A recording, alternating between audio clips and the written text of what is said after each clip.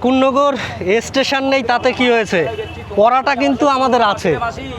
আর পরাটা এখন খেতে গেলে স্টেশনের একটু নিচে আসতে হবে, ঠিক যে পজিশনে ছিল তার নিচে অপর সাইডে সুভদ্রা মার্কেটের সামনে। স্টেশন নেই, অসুবিধা নেই, পরাটা আমরা পাবো। দাদা কেমন আছো? এখন এই নিচেই লাগিয়েছো? বাহ সুন্দর।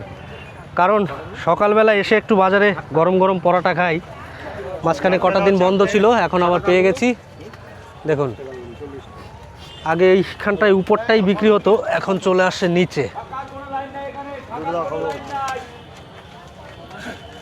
3টে 10 না 2টো 10? 4টে 20 টাকা। 4টে 20 টাকা, 2টো 10 টাকা।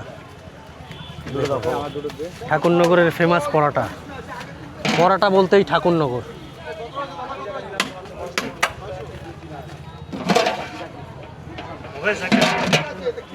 মাল শেষ হয়ে গেল নাকি? হ্যাঁ, মাল শেষের দিকে। আরে সর্বনাশ, বৃষ্টি মুড়ে ভিজে আসলাম, আসতে পারছি না, ভিজে ভিজে আসতে হচ্ছে, মাল আসতে দেরি হচ্ছে, এদিকে ভেজে পাচ্ছি না। হ্যাঁ দেখুন, আমি দুটো খাবো, 2টো 10 টাকা। যারা দূর থেকে এসছে তাদের আগে দাও, আমি আবার কালকে চলে আসবো, বুঝলা? খাবে? এই দাদাদের আগে দাও।